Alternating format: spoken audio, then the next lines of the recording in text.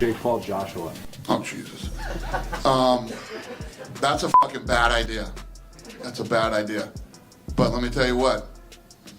A lot of people watch that one. Will you watch it? Sure. You know what everybody's tuning in for on that one. Then I think everybody's going to get what they've finally been waiting for. I'm a little fucked up, but will you take care of me forever and ever? The troubled child finally ran out of luck. For years, the world wondered what would happen when the flashy YouTube experiment crashed into a literal heavyweight wall. And on December 19th, we got a sickening answer. This wasn't just a loss. It was a bone-shattering reality check that has left Jake Paul wired shut in a hospital bed. That was the day after the fight. Got out of surgery a few hours ago. They put a plate in my jaw, wired it up. Hurts to talk, so I'm gonna keep it short. Took the L, respect to the men across. It's no longer about the noise, the empty words, or the pay-per-view dreams. It's about a ruthless truth in the art of ending. And now the UFC boss Dana White is finally breaking that silence, and his response is sending cold waves across the whole fight sports world. A burnt bridge with my brother, unfixable. I don't hate your brother. You guys need to fight guys your f***ing same size. When you fought Floyd, you are massive. He did hit you with a fucking bomb, and you fucking ate it. He's gonna fight Gervonta Davis. Who do you got? Gervonta, I think, hits way harder than Floyd, but he's too small. Your brother's gonna be able to get inside on him, put his weight on him, tie him up. I hear your critique on fighting guys the same size as you.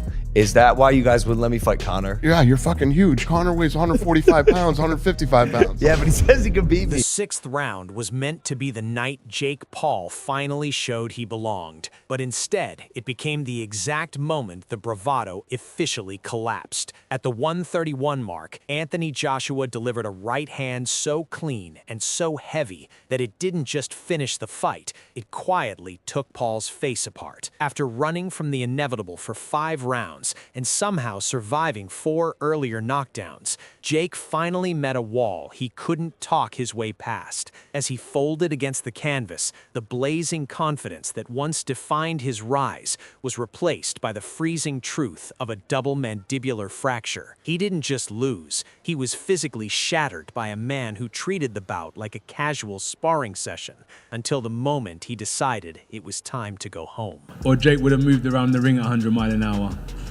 There's 2 things I would have done. Tried to shut Jake down at 100 miles an hour, or I would have gone on the back foot. So Jake decided to move around the ring, and I decided to put the pressure on. What I could have done better is a lot of things, 100%. In the fight game, you've seen the amazing fighters that have graced us over the last 100 years. And the expectations that we put on ourselves are immense, but I tried my best. Jake done well while it lasted, but if you remember what I said in the interview with Cameron is, fighting's not just physical, it's psychological. And when you understand the psychological warfare, I did say to you is that, Jake, what's gonna happen? I'm gonna see a time when I'm gonna take your soul and you're either going to give up or you're going to get knocked out. And unless you have that instinct, you just will never be a good fighter. So I wish that I could have knocked him out at the start. But as we saw tonight, Jake has spirit. He has some heart. He tried his best. And I take my hat off to him because, number one, a lot of fighters haven't got in the ring with me and Jake did. And secondly, even when he got knocked down, he kept on trying to get up, and I take my hat off to him. So America, I think you have someone who could potentially, if he still has the heart for it, come back again, dust the dirt off his shoulder, and come again and maybe sell out this center sometime in 2026. Maybe against a Gervonta Davis, a Ryan Garcia, who knows? The aftermath inside the hospital has turned into something straight out of a nightmare for the Paul camp. Surgeons at Miami University Hospital were forced to work deep into overtime just to piece his jaw back together, ultimately placing 2 titanium plates on each side of his face to hold the shattered bone in place. The damage was so severe that multiple teeth had to be completely removed, and Jake has now been confined to a strictly liquid diet for the foreseeable future. The X-ray images spreading across social media reveal a jawbone snapped clean in half, a dark reminder from a fight that countless experts warned should never have been sanctioned to begin with. And yet, through the pain, Jake's attempted humor, saying he wants Canelo in 10 days, feels far more like a desperate grab to stay relevant than any real display of toughness. Jake Paul lost to Fury. I haven't really paid attention to Jake Paul. I have no. Jake I Paul's- have love for Jake too. I don't. Wait, have, yo. I don't know Jake when a Paul's fight's happening. I fights really are all don't. the same. He fights older people that are smaller.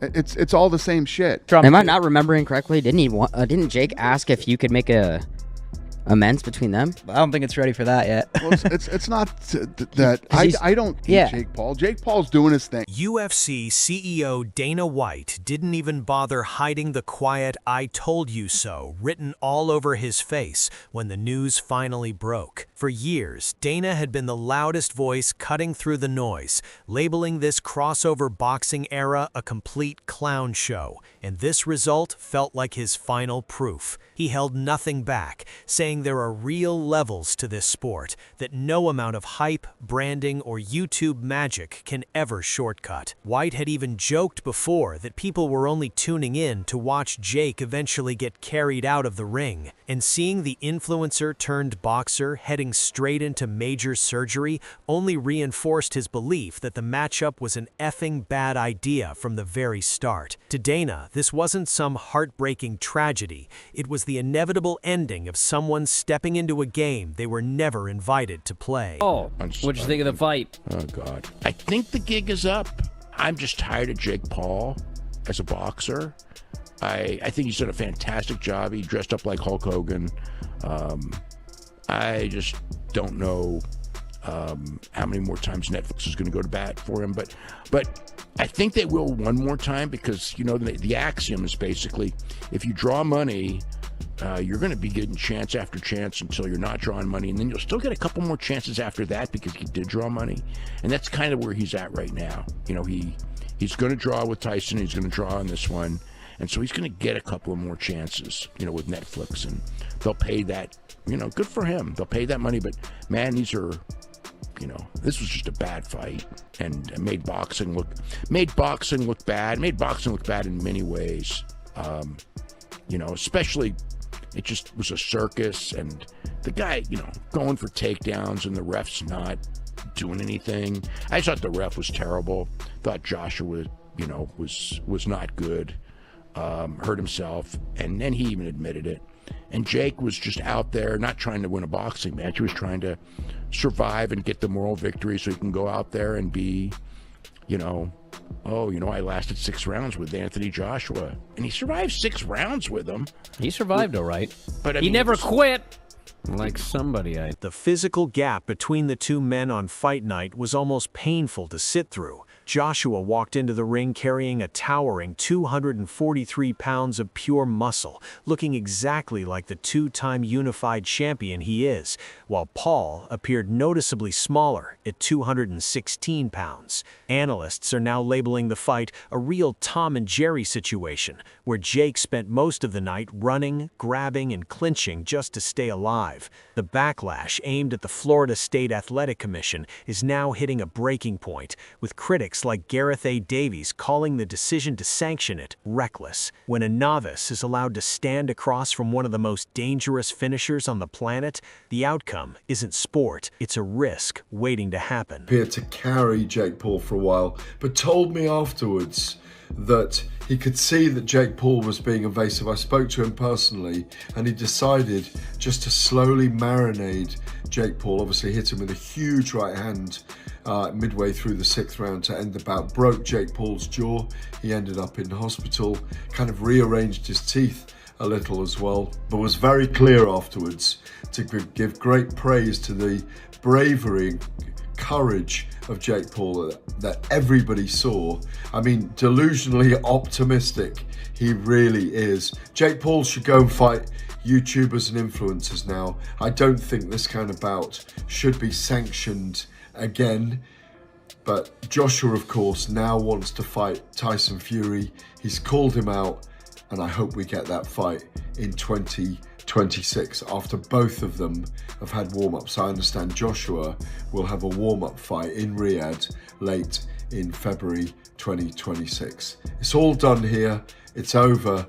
It's a one and done. I hope it doesn't happen. Even inside the Paul family, the mood has quietly shifted from raw arrogance to full damage control. Logan Paul was spotted emotionally standing up for his brother, insisting Jake had actually taken 4 rounds before the lights finally went out. He even praised Jake's guts for continuing with a jaw that was already snapped. But the wider combat sports world isn't buying into the hero storyline. Voices like Daniel Cormier and Carl Froch have been brutal, suggesting Joshua deliberately carried Jake into the later rounds, just long enough to give the Netflix crowd their money's worth before closing the show. Froch went even further, calling the entire event unedifying, arguing the spectacle hurt the credibility of boxing far more than it ever helped build Jake's legacy. Paul was just on pure survival mode from round 1 right through to round 6. I don't know if he's got a moral victory going 6 rounds. Maybe he has. People might give him credit for going 6 rounds. But he got in there and just survived. He just went in there and ran like a chicken from round 1 right through to round 6 when he got splattered. And it's like, it's just, you can't really justify what he's done, because this is supposed to be a professional sanctioned boxing match. And I think it brings the integrity of the sport down when somebody like AJ, who's a 2-time world champion, can't get in there and just completely dismiss somebody like Jake Paul, who I've said for ages can't fight. He's not a professional boxer. It's just AJ following him around, touching him to the shoulder. Round 1 came and went. Round 2 was much of the same, bit slow. I think AJ got caught with an overhand right at one stage, but sometimes when you're out in the rain, you're going to get wet. It was following him around, taking his eye off the ball, probably a bit undermotivated, thinking, what's this guy doing that's in front of me? Jake Paul was just running left to right, ducking low, falling on the floor, throwing a couple of wild swings, and one did get through, but it just bounced off AJ's chin like water off a duck's back. It was nothing. And then the only reason Anthony Joshua got the fight finished, the sad thing is, I think if Jake Paul was fit enough and he had the energy and the engine, which he hasn't got, because he's not a professional athlete. He goes in the gym every day and he trains and he's fit and he trains like a pro. But that don't make you a professional fighter. What makes you a professional fighter is building yourself up through the ranking system, earning your position in the professional sport. And the warnings from voices like Conor McGregor now feel almost eerily pathetic. Before the opening bell, McGregor tweeted that the fight would be a layup for AJ, later hinting that Jake would walk away permanently changed.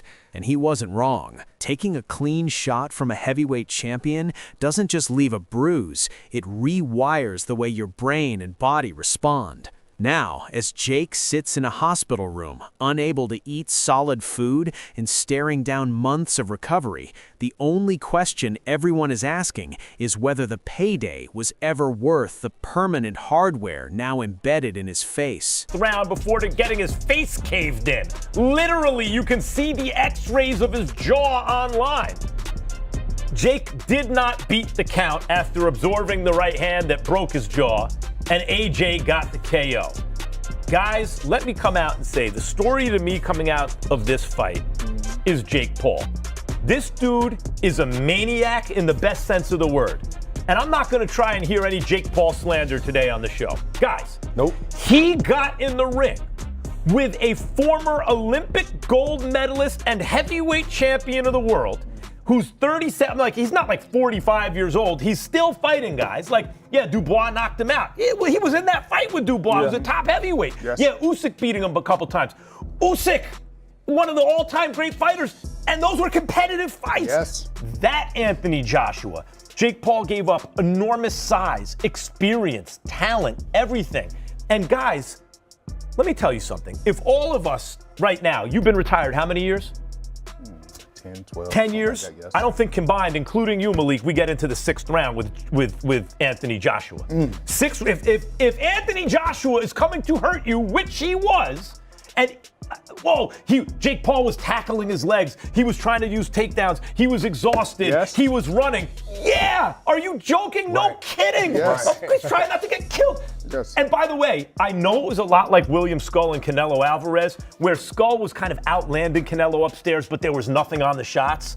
But the fact is, actually, Jake Paul landed more clean punches to the head than Anthony Joshua did before the end of the fight. What he did was amazing. Yes. And guys, he also did something else by taking this fight. What Jake did was retroactively justify fighting a guy like Tank Davis, or even trying to make that fight. Because what Jake is demonstrating here is, okay, everybody, you're accusing me of having to fight an ancient Mike Tyson, or a tiny Tank Davis, or an old MMA fighter.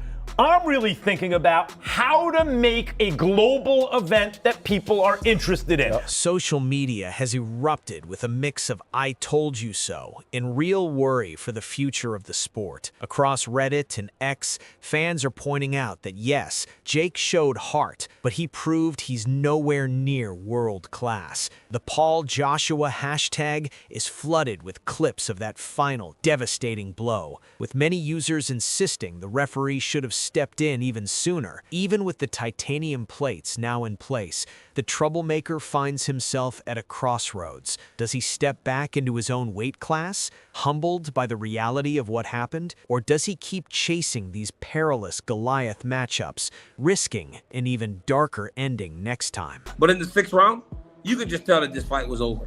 You knew that Anthony Joshua was going to eventually land something that hurt Jake Paul. And you know how you know the boxing world wanted it to be brutal? Because Rosendo was sitting here and he goes, I hope he gets knocked out bad. He didn't want him to get TKO'd. They wanted Paul to get absolutely destroyed. And honestly, that right hand, oh my God, he took all of that right hand. You could see in his face, he was like, okay, now I understand boxing. Now I understand, like, at its worst, what boxing can be. Because he got hit clean by one of the biggest punchers, acclaimed, a lot of accolades, world champion heavyweight, and he went down and didn't get up. And honestly, I was hoping he didn't get up because it was only going to get worse. I thought Francis should have stayed down when Joshua hurt him bad. But a lot of times fighters just don't really want to give up on themselves, and that's why they get hurt worse. But it was exactly what it needed to be tonight for this fight and for this fight. It was fun. It was crazy at times with the wrestling and all the grabbing and the clenching, the referee saying the fans didn't pay for this shit, all the dirty tactics. And it ended in the way that it should. The lesson of December 19th couldn't be clearer. You can't fast-track yourself into the heavyweight elite without paying a steep price. Anthony Joshua didn't just take a win. He reminded the world that boxing isn't measured in views or followers. It's about the raw physics of power. And while Jake Paul might be swimming in hundreds of millions from the gate, he's quickly realizing that no amount of money can make a liquid diet feel like victory. This wasn't just a knockout. It was the final act of a very loud, very expensive experiment, leaving its main subject broken in more ways than one. In the end, this Miami thriller became a wake-up call for the entire influencer boxing world. It's one thing to spar with retired MMA stars or fellow YouTubers, but it's an entirely different reality to step directly into the path of a focused, world-class heavyweight. Jake Paul's brutal lesson left him with a face full of metal and a career now demanding a harsh reality check. Was this the moment the problem child finally grew up, or just the most expensive jaw-breaking in history? Either way, the quiet from the Paul camp now speaks louder than any of their pre-fight trash talk ever did. Big fair play to Jake Paul. Like, Jake Paul done what anyone would do if they stepped in the ring with an experienced fighter that they know they can't compete with. Do you know what I'm saying? Like, if me and you was to spar, if you wanna not get KO'd immediately, you don't stand in the middle and engage with me. Why would you do that? I'll take my chances, to be fair. Fair enough. No. Yeah. Hugging. Make it ugly as you can. Yeah. What else are you supposed to do? You're clearly not going to defeat me if you decide to box me. So you have to use something else. That's what Jake done. He done it for as long as he could. He realized AJ's strong. I'm not going to battle with him in the clinch. I'm just going to drop to the ground. As I've said, my guy, as I've said, that referee, he refereed Jake and Neeson Gibb. He knows that ref. He thought that that ref would allow him. In his mind, you see when you're the A side and you ain't seen the dirty side of boxing, you think that everything and everyone around it's in your favor. He thought that referee was going to let him keep falling, pick him up, just dust off his gloves and continue the fight. When the referee said to him, bro, stop doing that, he was thinking, oh my God, even the ref that knows me, yeah, is on me. AJ's on me, my corner's on me, the ref's on me, I'm getting tired, this guy's strong. Like, that is literally what happened. But who could blame him though? Like, I rate Jake for doing what he done tonight. Like, he lasted for as long as he could, and that was the mission. We want to hear from you. Do you think Jake Paul can bounce back after such a crushing defeat? Who do you think he should face next? Drop your thoughts in the comments below. That's it for today's video. If you enjoyed it, make sure to leave a like, hit subscribe, and ring that bell so you never miss our upcoming uploads. And don't forget to share your opinions in the comments section. Stay tuned, and we'll see you in the next video.